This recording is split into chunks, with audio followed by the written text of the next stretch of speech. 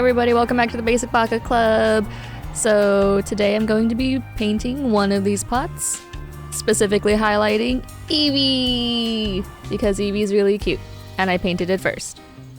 So we're going to be painting that. Stay tuned.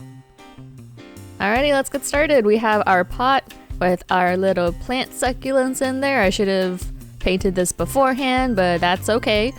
I have my reference photo. There's a chip where I want the front to be, but that's okay. We'll cover it up with paint or something. So I have all of my supplies. I'm gonna take my Sharpie. I have just turning that a little bit just to, not have that chip in the foreground, I guess.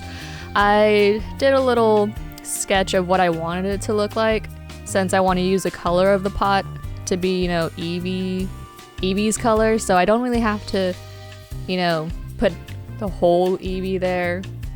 If you catch my drift, it's gonna make sense later. Anyways, I sort of just put little dots where I want the main part, and then I'll connect the dots later, because I think it's a little bit easier than just going in and drawing big old lines. As you can see, I made a little boopy mistake. It's okay. We're gonna fix that.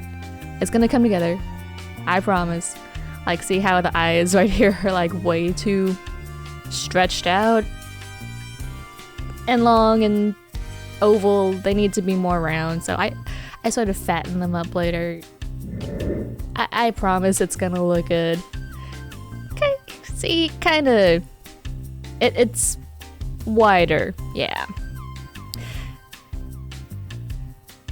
Let's just move on to the paint.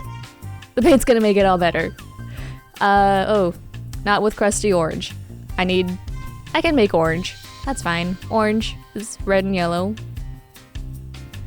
And a lot of spilled paint everywhere. That's fine. That's fine. We'll get through this. I'm just trying to make it brown.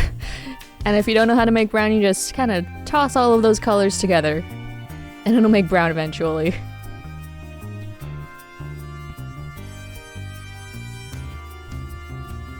If you do this at home, I recommend paint the pot first and then plant the plants, because this is really awkward to hold and film at the same time.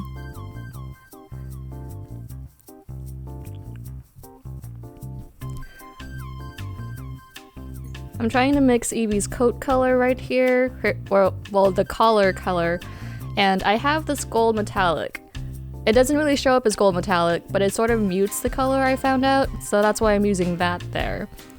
And let's just try and not mess this up, right? Right.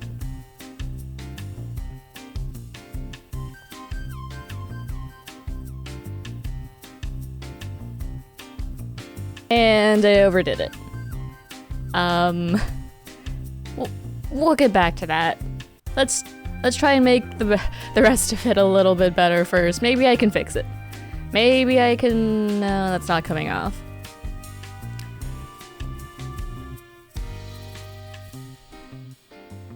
Just ignore that.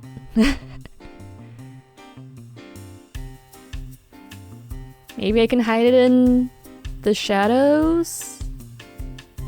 The shadows? Yeah, no, it's making it worse. It's making it worse.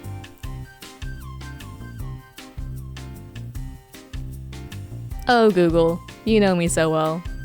So I found my rubbing alcohol and a paper towel and just have at it. Oh, it's coming off. It's coming off. Google, you haven't failed me. I also figured that this color that I used for the shadow was a little bit too warm, so I cooled it down a little bit with just a little tiny hint of black. And I put a little white for the highlight. See, it's looking much better. I told you like 2 minutes ago. It's gonna get better. And I use the Sharpie to make everything super duper black and give it a nice outline. Well, fill.